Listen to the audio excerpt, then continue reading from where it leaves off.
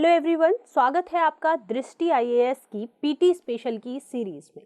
जैसा कि आप सब लोग जानते हैं कि हम विज्ञान एवं प्रौद्योगिकी यहाँ पर डिस्कस कर रहे हैं। मेरा नाम खुशहाल है और इस तीसरी कड़ी में आपका स्वागत है। तो आज हम शुरुआत कर रहे हैं जेनेटिकली मॉडिफाइड ऑर्गेनिज्म से। जेनेटिकली मॉडिफाइड ऑर्गेनिज्म क्या होते हैं, इन सब की चर्चा स्टैटिक पोर्शन में आप पढ़ चुके होंगे उम्मीद है, लेकिन यहाँ हम थोड़ा बहुत डिस्कस कर लेंगे साथ ही में। तो ये चर्चा में क्यों है? हाल ही में भारतीय खाद्य सुरक्षा और मानक प्राधिकरण यानी फेसाई द्वारा एक जारी आदेश में भारत में आयातित खाद्य फसलों में जो जेनेटिकली मॉडिफाइड ऑर्गेनिज्म है उनकी सीमा को 1% निर्धारित कर दिया गया है। तो ये फैक्ट बहुत इंपॉर्टेंट है कि फेसाई ने क्या किया है, जेनेटिकली मॉडिफाइड जो ऑर्गेनिज्म है उनकी सीमा निर्धारित कर दी है कि जो आयातित खाद्य फसल होंगी वो सिर्फ कितने प्रतिशत हो सकती हैं? 1% हो सकती हैं। इससे पहले अगस्त 2020 में ही फेसाई द्वारा जारी आदेश में देश में आयातित 24 खाद्य फसलों के लिए एक सक्षम प्राधिकारी द्वारा नॉन जीएम ओरिजिन कम जीएम फ्री सर्टिफिकेट की जरूरत पर बल दिया गया था। ऐसा क्यों हो रहा है? ऐसा इसलिए हो रहा है क्योंकि हमेशा ये द्वंद्व रहा है कि जो जेनेटिकली मॉडिफाइड क्रॉप्स हैं वो कितनी सही हैं, क्योंकि जो उनका ओरिजिनल क्रॉप होती है उसमें मॉडिफिकेशन कर दिया जाता है, तो वो कितनी सही है या नहीं है, इस पर हमेशा द्वंद्व बना रहता है। जेनेटिकली मॉडिफाइड ऑर्गेनिज्म क्या होते हैं? ये ऐसे जीव होते हैं जिनमें विद्यमान आनुवांशिक पदार्थ को आनुवंशिक इंजीनियरिंग का इस्तेमाल करके क्या कर दिया जाता है? बदल दिया जाता है, यानी जेनेटिक इंजीनियरिंग के सहारे से उनको चेंज कर दिया जाता है, उनके जेनेटिक मेकअप को। और इसमें कौन कौन शामिल है? पौधे, जानवर, बैक्टीरिया और वायरस के जीन के कॉम्बिनेशन का क्या किया जाता है? निर्माण किया जाता है। और यह जो क्रिया है, ये जो प्रोसेस है, ये क्रॉस ब्रीडिंग विधियों के द्वारा नहीं होता है। इसमें जेनेटिकल इंजीनियरिंग जो है वो क्या होती है? इन्वॉल्व होती है। अब आनुवांशिक रूप से संशोधित फसलों की अगर हम बात करें तो बीटी कॉटन जो है वो भारत में एकमात्र आनुवंशिक रूप से संशोधित फसल है, जीएम क्रॉप है।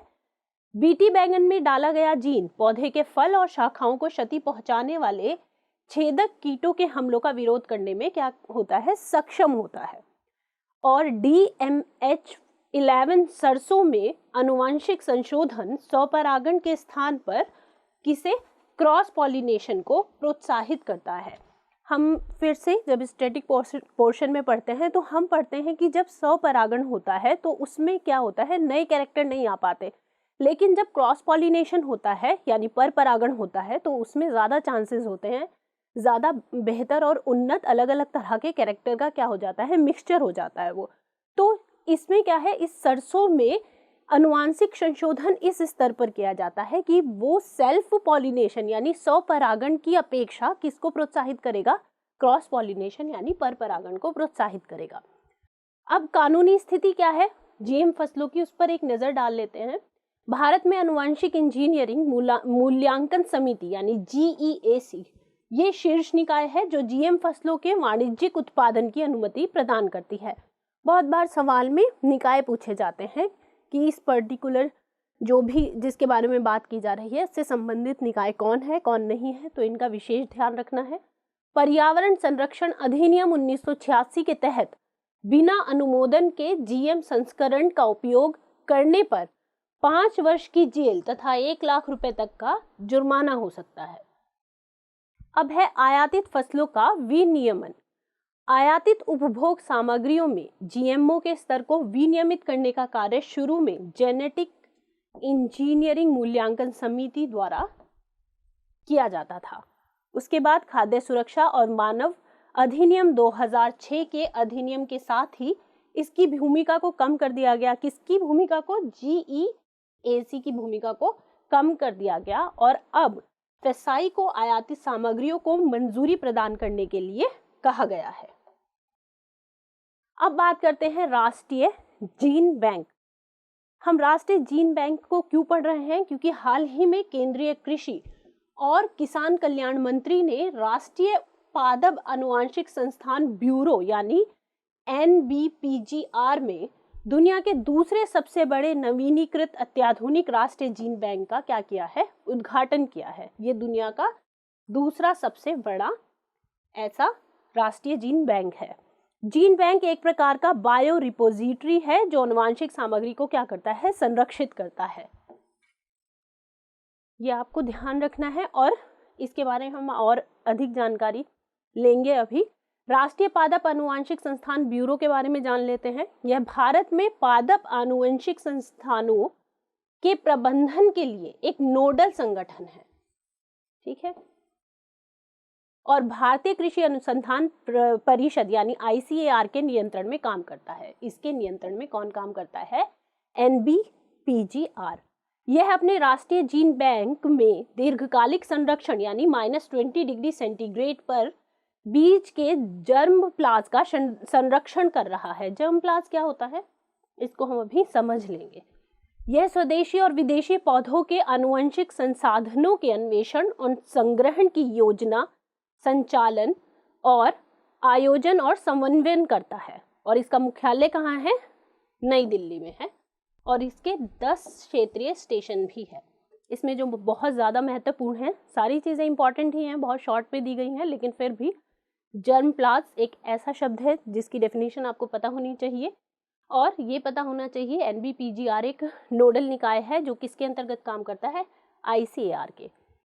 नेशनल जीन बैंक की स्थापना कब हुई थी, 1996 में हुई थी। पादप आनुवंशिक संसाधनों PGR के बीजों को भावी पीढ़ियों के लिए संरक्षित करने के लिए इसकी क्या की गई थी, स्थापना की गई थी। इसमें बीजों के रूप में लगभग 1 मिलियन जर्म प्लाज को क्या किया जाता है, संरक्षित करने की क्षमता है। जर्म प्लाज जीवित ऊतक हैं जिससे नए पौधे उगाए जा सकते हैं। अब इसकी कार्यप्रणाली क्या होती है। जर्म प्लाज आप ऐसा पदार्थ समझिए जिसके द्वारा जर्मिनेशन किया जा सके, अंकुरण किया जा सके किसी सीड में, ठीक। कार्यप्रणाली की अगर हम बात करें तो लंबी अवधि और मध्यम अवधि की जरूरतों को पूरा करने के लिए राष्ट्रीय जीन बैंक में मुख्यतः 4 प्रकार की सुविधाएं होती हैं। और इसमें इन 4 प्रकार की जो सुविधाएं हैं उसमें टेम्परेचर अलग अलग है। कौन कौन सी सुविधाएं हैं, बीज gene bank -18 degree centigrade, cryo gene bank -170 degree centigrade से -196 degree centigrade, in vitro gene bank 25 degree centigrade और फील्ड जीन बैंक। इसके अलावा अगर अन्य सुविधाओं की बात करें तो नॉर्वे में स्वालबार्ड ग्लोबल सीड वॉल्ट में दुनिया का सबसे बड़ा क्या है, बीज संग्रह मौजूद है। और इसी तरह का संग्रह सीड वॉल्ट हिमालय में चांगला यानी लद्दाख में स्थित है। राष्ट्रीय पशु आनुवंशिक संस्थान ब्यूरो NBAGR ये कहाँ है, करनाल हरियाणा में स्थापित राष्ट्रीय पशु जीन बैंक का उद्देश्य स्वदेशी पशुधन जैव विविधता का संरक्षण करना है। ये एनिमल्स के लिए है। NBAGR भारतीय कृषि अनुसंधान परिषद संस्थानों में से एक है।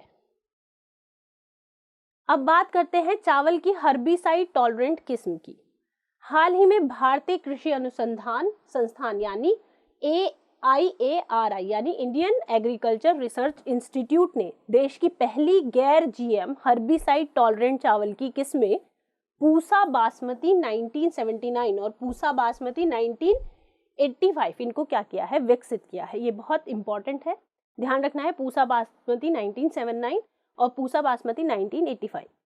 इन किस्मों को प्रत्यक्ष तौर पर बोया जा सकता है और पारंपरिक रोपाई की तुलना में इनमें पानी एवं श्रम की क्या होगी, काफी बचत होगी। हम जानते हैं कि चावल की जो बुआई है उसके साथ एक बहुत बड़ा जो फैक्ट है वो ये है कि बहुत अधिक पानी की आवश्यकता होती है।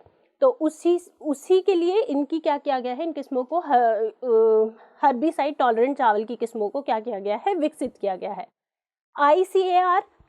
IARI एक डीम्ड यूनिवर्सिटी है। अब चावल की नई किस्मों के बारे में जान लेते हैं।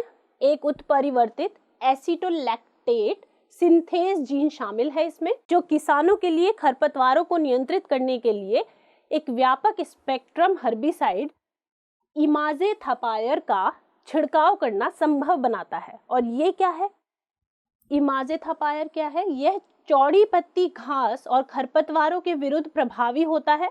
हालांकि सामान्य धान की किस्मों पर इसका इस्तेमाल नहीं किया जा सकता क्योंकि यह फसल और आक्रामक पौधों के बीच अंतर नहीं करता है। इसको समझ ही नहीं आएगा कि कौन खरपतवार है और कौन फसल है। यानी जो वीड्स होते हैं ये उनको भी नष्ट कर देगा और जो रियल क्रॉप होगी उसको भी नष्ट कर देगा। अब इन नई किस्मों से लाभ क्या है? तो हम जानते हैं पहला लाभ है धान का प्रत्यक्ष बीजारोपण। हम जानते हैं कि जो धान की फसल होती है उसकी जब रुपाई होती है, बोया जाता है, तो उस टाइम बहुत अधिक क्या की ज़रूरत होती है? पानी की ज़रूरत होती है, उसकी पौध लगाई जाती है। तो जो ये नई किस्म है वो पानी को इमाज़ेथा पायर से बदल देती है और नर्सरी, पोखर, रोपाई तथा खेतों में अधिक जल की कोई आवश्यकता नहीं होती। पानी एक प्राकृतिक शाकनाशी है जो धान की फसल के शुरुआती विकास की अवधि में खरपतवारों को उत्पन्न नहीं होने देता है। इसमें रीज़न बताया गया है कि क्यों ऐसा होता है कि जब धान की रोपाई की जाती है तो उस टाइम बहुत अधिक पानी की ज़रूरत होती है, क्योंकि पानी क्या करता है? वो खरपतवारों को ज़्यादा उत्पन्न नहीं होने देता। इन नई किस्मों से धान के प्रत्यक्ष बीजारोपण में मदद मिलेगी, जिससे धान की रोपाई में कई फायदे होंगे। उसके अलावा यह सस्ता विकल्प है। डीएसआर की खेती वर्तमान में 2 जड़ी बूटियों पेंटीमेथालिन और बिस्पायरिबैक सोडियम पर आधारित है। हालांकि इमाज़ेथा पायर इन 2 विकल्पों की तुलना में क्या है? सस्ता है। यानी इन दोनों विकल्पों की तुलना में कौन सस्ता है? इमाज़ेथा पायर। इसके अलावा यह सुरक्षित विकल्प है। जो इमाज़ेथा पायर है ये व्यापक खरपतवार नियंत्रक सीमा है और यह सुरक्षित भी है क्योंकि ALS जीन मनुष्यों और स्तनधारियों में मौजूद नहीं है, जिसकी वजह से ये क्या है? सुरक्षित भी है। अब बात करते हैं क्लीन फ्यूल हाइड्रोजन की। यह चर्चा में कि क्यों है? IIT दिल्ली के शोधकर्ताओं द्वारा कम लागत पर जल से स्वच्छ ईंधन हाइड्रोजन उत्पन्न करने की एक तकनीक विकसित की गई है। हम जानते हैं हाइड्रोजन क्या है? फ्यूचर फ्यूल है, हम उस पर ज़्यादा से ज़्यादा निर्भर होना चाह रहे हैं। यह दुनिया भर में क्लीनर और ग्रीनर ऊर्जा स्रोतों की तलाश के लिए किए जा रहे प्रयासों के क्रम में क्या है? एक महत्वपूर्ण कदम है। हाइड्रोजन गैस जीवाश्म ईंधन के नवीकरणीय विकल्प के रूप में एक व्यवहार्य विकल्प है और प्रदूषण को कम करने के लिए और उत्सर्जन को कम करने में क्या कर सकती है? मदद कर सकती है। IIT दिल्ली के जो रिसर्च की है उन्होंने कहा है कि औद्योगिक खपत के लिए कम लागत स्वच्छ हाइड्रोजन ईंधन उत्पन्न करने के लिए सल्फर आयोडीन थर्मोकेमिकल हाइड्रोजन चक्र के रूप में जानी जाने वाली प्रक्रिया द्वारा जल को सफलतापूर्वक क्या किया जाएगा? विभाजित किया जाएगा। और ये जो SI साइकिल है इसमें क्या होगा? ऑक्सीजन से हाइड्रोजन के पृथक्करण के लिए गैर नवीकरणीय स्रोतों जैसे कोयला, तेल और प्राकृतिक गैस की तुलना में उच्च ताप की जरूरत होगी। यानी इसमें हम ऑक्सीजन से किसको पृथक करेंगे? हाइड्रोजन को पृथक करेंगे और उसके लिए हम किसी और ईंधन पर निर्भर नहीं होंगे बल्कि उच्च ताप की इसमें क्या होगी? आवश्यकता होगी। यह हाइड्रोजन गैस के बड़े पैमाने पर उत्पादन को आर्थिक रूप से गैर व्यवहार्य और पर्यावरण के प्रतिकूल बनाता है। हम जानते हैं कि हाइड्रोजन फ्यूल क्या है? इको फ्रेंडली है कंपैरेटिवली। अब इसमें इस्तेमाल क्या चीजें होंगी? सल्फर आयोडीन चक्र। सल्फर आयोडीन चक्र एक त्रिचरणीय थर्मोकेमिकल चक्र है। इसमें 3 चरण होंगे जिसका उपयोग हाइड्रोजन का उत्पादन करने के लिए किया जाएगा। वो कौन कौन से चरण हैं? तो पहले चरण में क्या होगा? आयोडीन और SO2 और वाटर, ठीक है, इन तीनों की क्रिया से क्या बनेगा? हाइड्रोजन आयोडाइड और H2SO4। सेकेंड चरण में क्या होगा? ये जो H2SO4 है ये विभाजित होगा किसमें? SO2, वाटर और ऑक्सीजन में। अब तीसरे चरण में क्या होगा? ये जो हाइड्रोजन आयोडाइड है ये आयोडीन और हाइड्रोजन में चेंज होगा। ये कुछ केमिकल रिएक्शंस है, बस आपको ये ध्यान रखना है मोटा मोटा कि इन 3 चरण में सबसे अंतिम चरण में हाइड्रोजन आयोडाइड क्या करेगा? विभाजित हो जाएगा आयोडीन और हाइड्रोजन में। चक्र में प्रवेश करने और बाहर निकलने वाले ताप के मध्य का अंतर उत्पादित हाइड्रोजन के दहन के ताप के रूप में चक्र से बाहर निकलता है। परंपरागत रूप से सल्फर आयोडीन चक्र का विकास कई देशों द्वारा चौथी पीढ़ी के परमाणु रिएक्टर्स के साथ हाइड्रोजन के उत्पादन के लिए किया गया है। अब इस खोज का महत्व क्या है कि हाइड्रोजन ईंधन सेल प्रौद्योगिकी को ये क्या देगा, बढ़ावा देगा, उत्सर्जन लक्ष्य का पालन करने में भी सहायक है। फेम इंडिया योजना का पूरक है। यह योजना हाइब्रिड इलेक्ट्रिक वाहनों के बाजार के विकास और विनिर्माण इकोसिस्टम का सपोर्ट करने के उद्देश्य से क्या की गई है, शुरू की गई है। अब हम बात करते हैं नाभिकीय संलयन ऊर्जा की। फिर से नाभिकीय संलयन स्टैटिक पोर्शन में आप पढ़ चुके होंगे। यह सूर्य के जो भीतर होने वाली एक प्रक्रिया है, अगर हम इसको अलग से देखें, लेकिन इस प्रक्रिया, इस रिएक्शन का प्रयोग हम लेबोरेटरीज में भी करते हैं। हाल ही में यूनाइटेड किंगडम्स के वैज्ञानिकों ने कहा कि उन्होंने नाभिकीय संलयन यानी ऐसा कुछ पढ़ा होगा अगर आपको याद होगा, इनके उत्पादन में या सूर्य से ऊर्जा उत्पादन के तरीके की समान प्रक्रिया स्थापित करने में एक नई उपलब्धि हासिल कर ली है। नाभिकीय संलयन द्वारा उत्पन्न ऊर्जा मानव जाति की लंबे समय से चली आ रही खोजों में सबसे महत्वपूर्ण मानी जाती है, क्योंकि यह तुलनात्मक रूप से काफी स्वच्छ मानी जाती है। अब इसका प्रयोग कहाँ किया गया है? यह प्रयोग ज्वाइंट यूरोप टोरस साइट में किया गया, जो कि दुनिया में अपनी तरह की सबसे बड़ी परिचालन साइट है। यह ऊर्जा टोकामेक रिएक्टर से उत्पन्न की गई है। ये इंपॉर्टेंट है। टोकामेक क्या है? एक मशीन है जो चुंबकीय क्षेत्र का उपयोग करके प्लाज्मा को क्या करती है, कंट्रोल करती है। इस प्रक्रिया को वैज्ञानिक भाषा में टोरस नाम से जाना जाता है। ये सारी टर्म्स बहुत इंपॉर्टेंट है। अब जो हाइड्रोजन के समस्थानिक हैं, ड्यूटेरियम और ट्राइटियम, ये हाइड्रोजन के क्या है, समस्थानिक। इनसे प्लाज्मा बनाने के लिए इन्हें सूर्य के केंद्र की तुलना में 10 गुना अधिक तापमान पर क्या किया गया, गर्म किया गया। इसके लिए सुपरकंडक्टर इलेक्ट्रोमैग्नेट्स का प्रयोग किया गया। इन प्रयोगों का रिकॉर्ड और वैज्ञानिक data international thermonuclear experimental reactor के लिए बहुत महत्वपूर्ण है, जो कि जेट का वृहद और अधिक उन्नत संस्करण है। अब नाभिकीय संलयन क्या होता है? नाभिकीय संलयन कोई दो छोटे नाभिकों को एक बड़े नाभिक में संयोजन के रूप में परिभाषित किया जाता है, जिसके बाद बड़ी मात्रा में क्या होता है, ऊर्जा निकलती है। जब भी दो छोटे नाभिक क्या होंगे, आपस में संयोजन करेंगे, तो एक बड़े नाभिक का निर्माण होगा और बहुत अधिक मात्रा में क्या निकलेगी, एनर्जी निकलेगी। इसी प्रक्रिया के माध्यम से सूर्य जो है वो असीम ऊर्जा का क्या करता है, उत्पादन करता है। सूरज के केंद्र में अत्यधिक दबाव से संलयन की स्थितियां क्या होती हैं, उत्पन्न। तो दो होती है ना, नाभिकीय संलयन और नाभिकीय विखंडन, हम दोनों ही पढ़ते हैं स्टैटिक पोर्शन में। संलयन अभिक्रियाएं प्लाज्मा नामक पदार्थ की अवस्था में होती हैं। उच्च तापमान में इलेक्ट्रॉन परमाणु के नाभिक से अलग हो जाते हैं और प्लाज्मा या पदार्थ की आयनित अवस्था बन जाते हैं। इससे लाभ क्या है? इससे प्रचुर मात्रा में बहुत अधिक क्या मिलती है, ऊर्जा मिलती है। स्थिरता, संलयन आधारित ईंधन व्यापक रूप से उपलब्ध है। इस कारण संलयन ऊर्जा लगातार और लंबे समय तक प्राप्त की जा सकती है। इसके अलावा CO2 का उत्सर्जन नहीं होगा। लंबे समय तक रहने वाला रेडियोधर्मी जो कचरा है उससे बचाव किया जा सकेगा। प्रसार का सीमित जोखिम है और पिघलने का कोई खतरा नहीं है।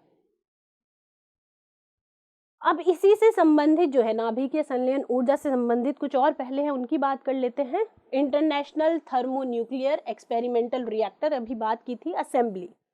इसका उद्देश्य ऊर्जा के व्यापक और कार्बन मुक्त स्रोत के रूप में नाभिकीय संलयन की व्यवहार्यता को साबित करने के लिए दुनिया के सबसे बड़े टोकामेक का निर्माण करना है। और ATER के सदस्यों में कौन कौन शामिल है? चीन, यूरोपीय संघ, भारत, जापान, दक्षिण कोरिया, रूस और संयुक्त राज्य अमेरिका शामिल है। और चीन द्वारा डिजाइन किया गया प्रायोगिक उन्नत सुपर कंडक्टिंग टोकामेक उपकरण सूर्य द्वारा किए गए नाभिकीय संलयन प्रक्रिया के समान प्रक्रिया का क्या करता है, संचालन करता है। ये चीन द्वारा डिजाइन किया गया है। अब है कार्बन डाइऑक्साइड का मीथेन में परिवर्तन। अभी क्या हुआ है, भारतीय वैज्ञानिकों ने कार्बन डाइऑक्साइड को मीथेन में परिवर्तित करने के लिए एक फोटोकेमिकल मेथड विकसित किया है। इस जो फोटोकेमिकल मेथड है, इसमें प्रकाश की उस उपस्थिति में होने वाली एक रासायनिक अभिक्रिया को हम क्या कहते हैं? फोटोकेमिकल मेथड कहते हैं। जहां भी फोटो वर्ड आता है उसका मीनिंग होता है सनलाइट से।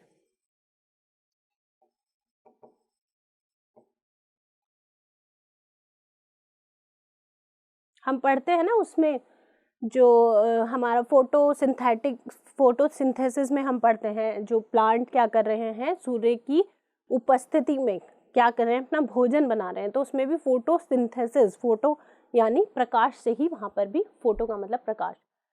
तो वैज्ञानिकों ने क्या किया है, एक कार्बनिक पॉलीमर डिजाइन किया है जो दृश्य प्रकाश को अवशोषित करने और कार्बन डाइऑक्साइड न्यूनीकरण अभिक्रिया को उत्प्रेरित करने में क्या होगा, सक्षम होगा।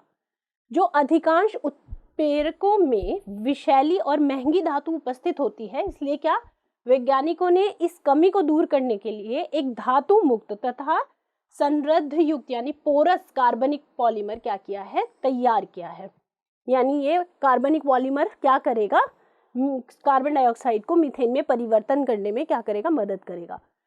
मीथेन सबसे अच्छे जीवाश्म ईंधन उत्पादों में से एक हो सकता है और सीधे हाइड्रोजन वाहक के रूप में फ्यूल सेल में इसका उपयोग किया जा सकता है। ये इसका महत्व है। यह प्राकृतिक गैस का मुख्य घटक भी है और इसमें बिजली उत्पादन के लिए कोयले की जगह लेने की भी क्या है, क्षमता है। कुल मिला के जो हमारा लक्ष्य है वो क्या है कि हम किसी तरह कोयले के ऊपर से निर्भरता को क्या कर सकें, कम कर सकें। अब है डीप ओशन मिशन। हाल ही में आर्थिक मामलों की मंत्रिमंडलीय समिति ने क्या किया है, डीप ओशन मिशन पर पृथ्वी विज्ञान मंत्रालय के प्रस्ताव को मंजूरी दे दी है।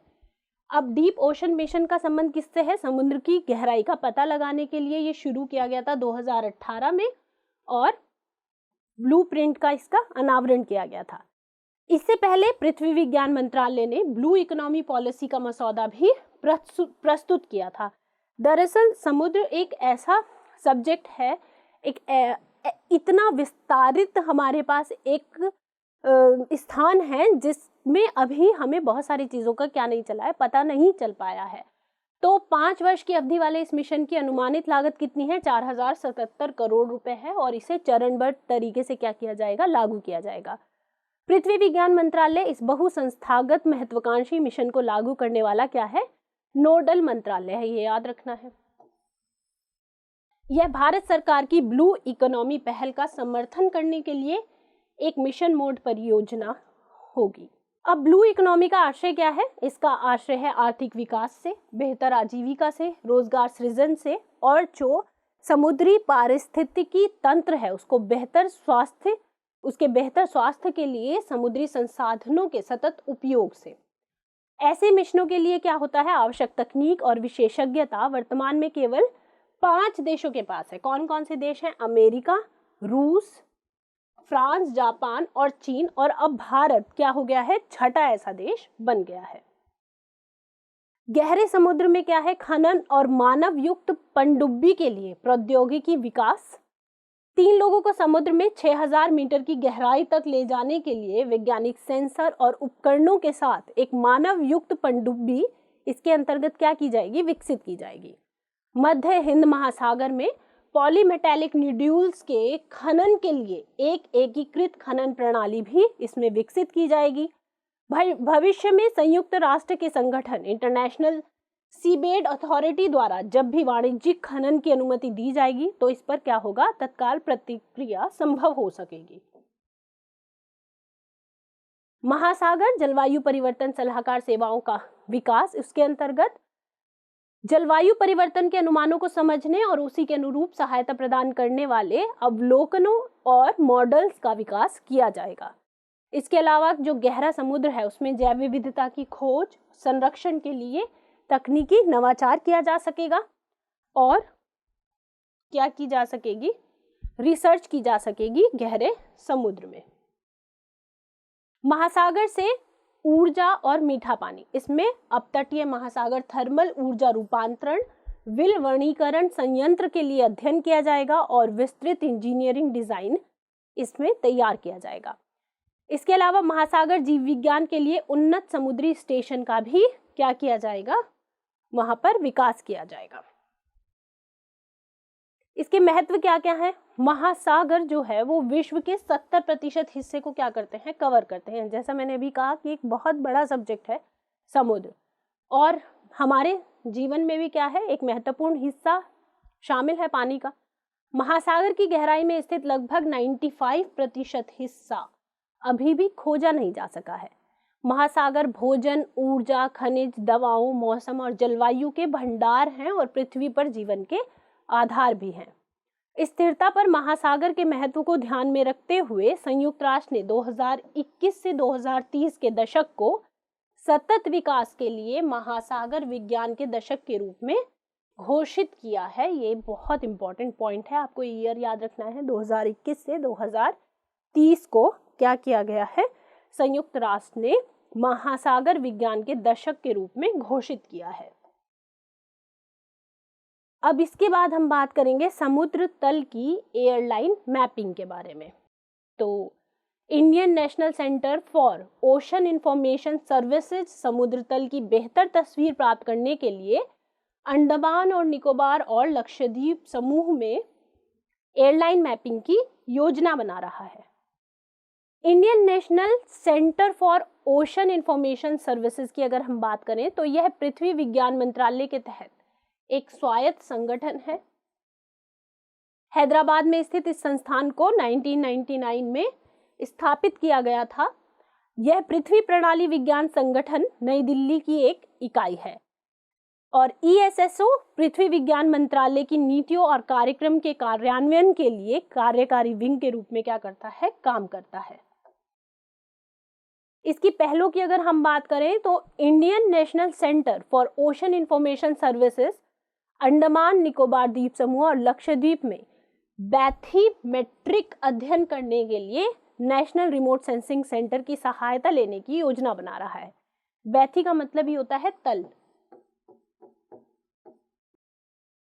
NRSC क्या है? यह अंतरिक्ष विभाग के तहत भारतीय अंतरिक्ष अनुसंधान संगठन के प्राथमिक केंद्रों में से एक है, यानी इसरो का एक केंद्र है।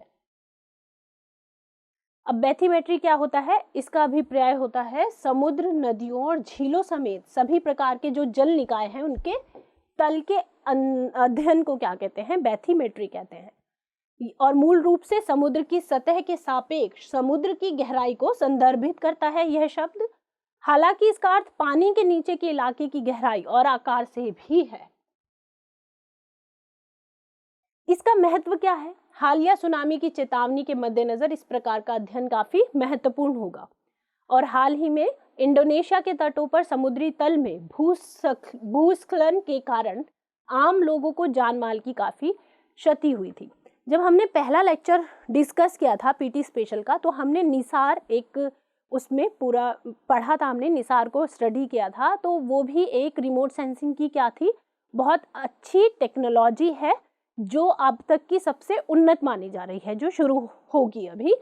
तो इसी तरह समुद्र तल की गहराई को समझने के लिए इसमें क्या सहारा लिया जाएगा, इसमें भी रिमोट सेंसिंग का सहारा लिया जाएगा। जब हमने निसार पढ़ा था तो हमने पढ़ा था कि उसके महत्व में हमने एक पॉइंट पढ़ा था कि जो ज्वालामुखी होंगे उसका पहले से अनुमान लगाया जा सकेगा, क्योंकि कहा जाता है कि ज्वालामुखी बहुत ही ऐसी प्रक्रिया है जिसका प्रेडिक्शन नहीं किया जा सकता। तो इसी तरह जो टाइड्स होते हैं, जो सुनामी होती हैं, उनका पता लगाने में मददगार साबित होगा। अन्य पहलों की बात करें तो आंध्र प्रदेश और उड़ीसा के तट पर ऐसे कई स्थानों की पहचान की गई है जहां टाइड गेज स्थापित किया जा सके। अब ये भारत की पहलों की बात हुई। अब अगर वैश्विक पहलों की बात करें तो सीबेट 2030 जापान के निप्पॉन फाउंडेशन और journal bathymetry chart of oceans की संयुक्त परियोजना है। इस परियोजना का लक्ष्य वर्ष 2030 तक विश्व महासागर तल के निश्चित मानचित्र का निर्माण करने के लिए अब तक उपलब्ध बैथीमेट्रिक डेटा का एकत्रण और इसे सभी के लिए क्या कराना है, उत्पन्न कराना है, उपलब्ध कराना है, ताकि इस डेटा का प्रयोग समुद्र तल की गहराई को जानने और समझने के लिए क्या हो सके, सबके लिए अवेलेबल हो सके। अब हम बात करते हैं हाइपरसोनिक प्रौद्योगिकी की। नवीनतम रिपोर्ट के मुताबिक चीन ने हाल ही में परमाणु सक्षम हाइपरसोनिक ग्लाइड व्हीकल का क्या किया है, परीक्षण किया है, जिसने अपने लक्ष्य की ओर जाने से पूर्व पृथ्वी का चक्कर लगाया। अमेरिका, रूस और चीन सहित कई देश हाइपरसोनिक मिसाइल विकसित कर रहे हैं, जो क्या है, ध्वनि से 5 गुना तेज गति से क्या करती है, यात्रा करती है। हालांकि बैलिस्टिक मिसाइल की तुलना में इनकी गति धीमी होती है, किंतु इन्हें ट्रैक करना और इंटरसेप्ट करना बहुत मुश्किल होता है। अब इससे भारत के लिए क्या निहितार्थ है? अमेरिका चीन की बढ़ती प्रतिद्वंदिता और पूर्वी लद्दाख में चल रहे गतिरोध की पृष्ठभूमि में हाइपरसोनिक प्रौद्योगिकी का विकास निश्चित रूप से भारत के लिए महत्वपूर्ण हो जाता है। इन गतियों पर चलने वाली हथियार प्रणाली का अर्थ होगा कि भारत को भी इन्हीं गतियों पर रक्षा प्रणालियों का क्या करना पड़ेगा, विकास करना पड़ेगा। अब हाइपरसोनिक गति और प्रौद्योगिकी की बात करें तो हाइपरसोनिक गति मैक या ध्वनि की गति से कितने गुना ज्यादा है? 5 गुना ज्यादा या इससे भी अधिक है। मैक नंबर, यह हवा में ध्वनि की गति की तुलना में एक विमान की गति है। अब हाइपरसोनिक जो मिसाइल्स हैं उनके प्रकार की अगर हम बात करें तो हाइपरसोनिक क्रूज मिसाइलें, ये मौजूदा क्रूज मिसाइलों का जो बेहतर संस्करण है।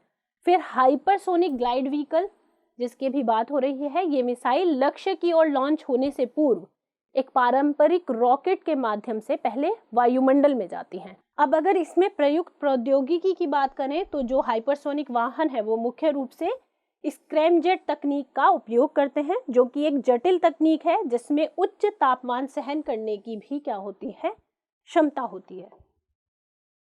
अब बात करते हैं 2 डायमेंशनल इलेक्ट्रॉन गैस की। हाल ही में पंजाब के मोहाली स्थित नैनो विज्ञान और प्रौद्योगिकी संस्थान INST के वैज्ञानिकों ने अल्ट्रा हाई मोबिलिटी वाले 2 डायमेंशनल इलेक्ट्रॉन गैस का उत्पादन किया है। अब 2 डायमेंशनल इलेक्ट्रॉन गैस क्या है? यह एक इलेक्ट्रॉन गैस है जो 2 आयामों में स्थानांतरण करने के लिए क्या है, स्वतंत्र है, लेकिन तीसरे आयाम में नहीं कर सकती, इसीलिए ये 2D है। अधिकांश 2DEG अर्धचालकों की संरचना ट्रांजिस्टर जैसी पाई जाती है। 2DEG अतिचालक चुंबकत्व के भौतिकी और उनके सह अस्तित्व के अन्वेषण के लिए क्या है, अहम है। अब इसका प्रोसेस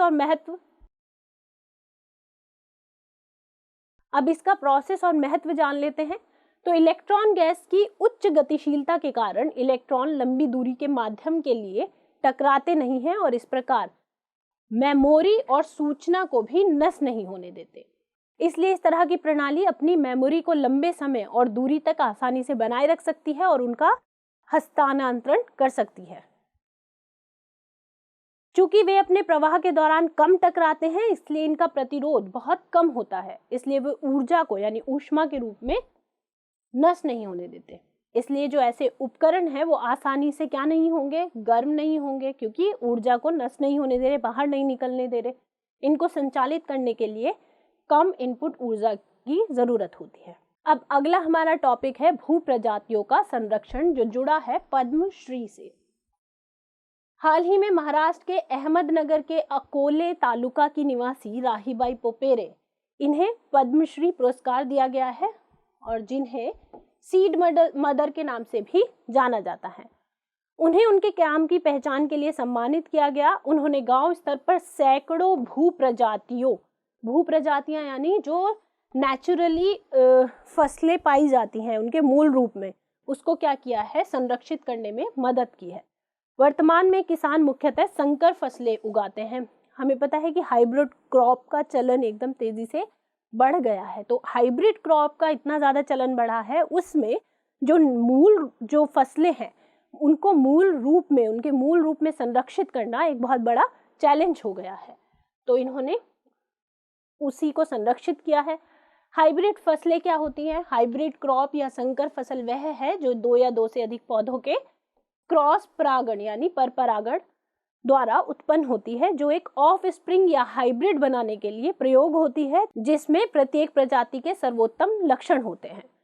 कई दशकों में चयन और प्रजनन के माध्यम से फसल सुधार ने अधिकांश फसलों के आनुवंशिक आधार को संकुचित कर दिया है। जैसा अभी मैंने आपसे जिक्र किया कि हाइब्रिड क्रॉप इतनी तेजी से बढ़ी है कि जो क्रॉप है उसका जो मूल जेनेटिक मेकअप था उसमें बहुत सारे चेंजेस आ गए हैं, तो उसके मूल रूप में उसे संरक्षित करना क्या हो गया है, एक चैलेंज हो गया है। जैव विविधता फसलों के लिए चुनौतीपूर्ण परिस्थितियों का सामना करने हेतु लक्षण विकसित करने के लिए एक प्राकृतिक तंत्र की अनुमति देती है। हालांकि फसल चयन में बड़े पैमाने पर मानवीय हस्तक्षेप के कारण अधिकांश व्यावसायिक फसलों में यह क्षमता क्या हो गई है, अब लुप्त हो गई है। भू प्रजातियों की बात करते हैं तो भू प्रजातियां आमतौर पर खेती की जाने वाली फसलों के प्राकृतिक रूप में पाए जाने वाले प्रकारों को क्या करती है, संदर्भित करती है। ये व्यावसायिक रूप से उगाई जाने वाली फसलों से भिन्न है, जिन्हें चयनात्मक प्रजनन और जेनेटिक इंजीनियरिंग के माध्यम से दूसरी प्रजातियों पर एक निश्चित विशेषता व्यक्त करने के लिए विकसित किया जाता है। इनका उपयोगिता क्या है, जो जलवायु परिवर्तन के खतरे के बीच वैज्ञानिक और नीति निर्माताओं के सामने ऐसी किस्मों को विकसित करना क्या है, एक चैलेंज है जो अजैविक और जैविक दोनों प्रकार के खतरों का सामना कर सके। इसके अलावा समृद्ध जीन पूल, प्राकृतिक रूप से उगने वाली जो भू प्रजातियां हैं वो अभी भी अप्रयुक्त आनुवंशिक गुणों का एक बड़ा पूल या संयोजक है जो इनसे जुड़ी समस्याओं का समाधान प्रदान कर सकता है। इसके अलावा उचित प्रक्रिया के माध्यम से उच्च उपज, ऐसा नहीं है कि सिर्फ ये एक भ्रम भी कहा जाता है कि हाइब्रिड क्रॉप ही ज्यादा उगती है या ज्यादा उनका मास ज्यादा होता है, उनकी उच्च उपज होती है। यह एक भ्रम भी हो सकता है। अगर उचित प्रक्रिया दी जाए तो भू प्रजातियां भी अधिक पैदावार कर सकती हैं।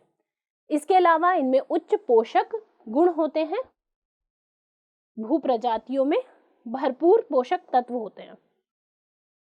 अब भू प्रजातियों के उदाहरण की अगर हम बात करें तो काल भात है, सुगंधित चावल, यह एक अनूठी भू प्रजातियों में से एक है और पिछले कुछ वर्षों में यह किस्म जो है ये काश्तकारों के खेतों से और पिछले कुछ वर्षों में यह किस्म जो किसान हैं उनके खेतों से लुप्त हो चुकी है। यह लोकप्रिय रूप से उगाए गए चावल की तुलना में उत्तम जलवायु अनुकूलन प्रजाति है। अब बात करते हैं नोबेल प्राइजेस की। तो फिजिक्स में नोबेल प्राइज 2021 की बात करते हैं। भौतिकी में वर्ष 2021 के नोबेल पुरस्कार का आधा हिस्सा संयुक्त रूप से सुकिरो मनाबे और क्लॉस हेसलमैन को दिया गया है, जबकि दूसरा आधा हिस्सा जॉर्जियो पैरिसी को जटिल भौतिक प्रणालियों की समझ में अभूतपूर्व योगदान के लिए दिया गया है। अब ये पहली बार है जब जलवायु वैज्ञानिकों को नोबेल पुरस्कार से सम्मानित किया गया। जलवायु वैज्ञानिक कौन कौन? मनाबे और हेसलमैन। पिछले वर्ष यह पुरस्कार ब्लैक होल में शोध के लिए दिया गया था और फिजियोलॉजी और मेडिसिन में नोबेल पुरस्कार 2021 की घोषणा पहले ही की जा चुकी है। मनाबे और हेसलमैन, इन्हें यह पुरस्कार पृथ्वी की जलवायु की भौतिक मॉडलिंग, परिवर्तनशीलता की मात्रा निर्धारित करने और ग्लोबल वार्मिंग की गंभीरता का सटीक अनुमान लगाने के लिए दिया जा रहा है। ये इनका सब्जेक्ट है, इसको बहुत अच्छे से याद रखना है। उन्होंने अपने शोध से दर्शाया है कि वर्तमान जो वातावरण है उसमें कार्बन डाइऑक्साइड की मात्रा में वृद्धि से किस प्रकार जो वैश्विक तापमान है उसमें वृद्धि होगी, जो कि वर्तमान जलवायु मॉडल की नींव रखता है। इसके अलावा जो दूसरा भाग दिया गया है जॉर्जियो पैरिसी को, उन्हें यह पुरस्कार एटॉमिक स्केल से लेकर प्लेनेटरी स्केल तक भौतिक प्रणालियों में विकार और उतार चढ़ाव की परस्पर क्रिया की खोज के लिए दिया गया है। इसी तरह फिजियोलॉजी और मेडिसिन के लिए नोबेल पुरस्कार की हम बात करें तो ये अमेरिका के दो वैज्ञानिकों डेविड जूलियस और एरडेम पेटापाउटियन को तापमान और स्पर्श के लिए रिसेप्टर्स की उनकी खोज हेतु फिजियोलॉजी मेडिसिन के क्षेत्र में नोबेल पुरस्कार दिया गया है। उनका कार्य मुख्य तौर पर सेमेटोसेंसेशन यानी आंख, कान और त्वचा जैसे विशेष अंगों की देखने, सुनने और महसूस करने की क्षमता पर उनकी रिसर्च क्या है, फोकस्ड थी।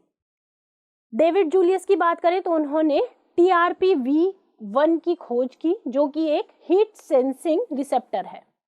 तापमान को लेकर त्वचा के सेंस पर डेविड जूलियस के निष्कर्ष इस प्रयोग पर आधारित थे कि कुछ कोशिकाएं कैप्साइसिन पर किस प्रकार प्रतिक्रिया करती है। कैप्साइसिन क्या है? कैप्साइसिन वही अणु है जिसकी वजह से मिर्च जो है वो मिर्च वाला जो स्वाद होता है उसके लिए रिस्पॉन्सिबल है।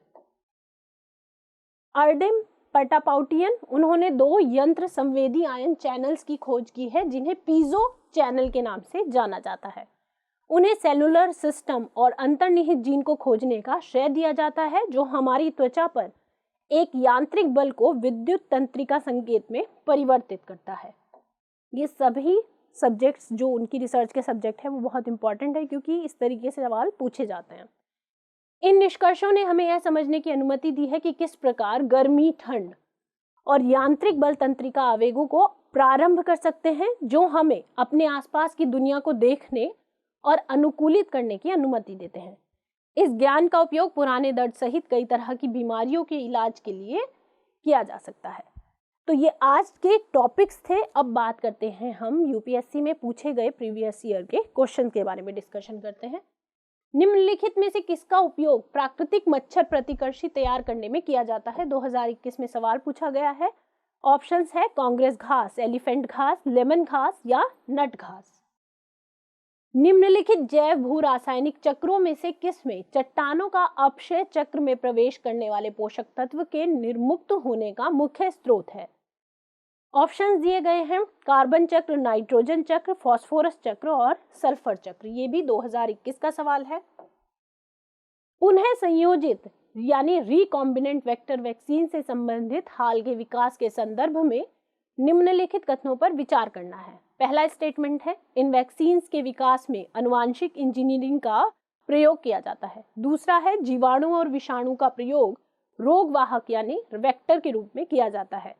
पूछा गया है कौन सा या कौन से कथन सही हैं? 2021 का सवाल है। ऑप्शंस हैं केवल 1, केवल 2, 1 और 2 दोनों, ना तो 1 और ना ही 2। आनुवंशिक रोगों के संदर्भ में निम्नलिखित कथनों पर विचार करना है। पहला है अंडों के अंतःपात्र यानी इन विट्रो निषेचन से या तो पहले या बाद में सूत्रकणिका प्रतिस्थापन यानी माइटोकॉन्ड्रियल रिप्लेसमेंट चिकित्सा द्वारा माइटोकॉन्ड्रियल डिजीज को माता पिता से संतान में जाने से रोका जा सकता है। दूसरा है किसी संतान में सूत्रकणिका रोग आनुवंशिक रूप से पूर्णतः माता से जाता है ना कि पिता से। आपको सही कथन बताना है। 2021 का सवाल है केवल 1, केवल 2, 1 और 2 दोनों, ना तो 1 और ना ही 2। ACE2 पद का उल्लेख किस संदर्भ में किया जाता है? आनुवंशिक रूप से रूपांतरित पादपों में जो इंट्रोड्यूस्ड जीन है उसके द्वारा, भारत के निजी उपग्रह संचालन प्रणाली के विकास के लिए, वन्य प्राणियों पर निगाह रखने के लिए रेडियो कॉलर या विषाणु जनित रोगों के प्रसार के लिए। ये भी सवाल 2021 का है। तो प्रैक्टिस करते रहिए। पीटी स्पेशल की ये कड़ियाँ जारी रहेंगी। जितना मटेरियल आपको प्रोवाइड किया जा सकता है हमारी कोशिश रहेगी वो हम आपको प्रोवाइड कराएं एग्जाम से पहले। अपनी स्टडी को जारी रखिए, रिवीजन करते रहिए। एग्जाम में थोड़ा ही समय बचा है, अच्छे से रिवीजन करिए। तब तक के लिए नमस्कार।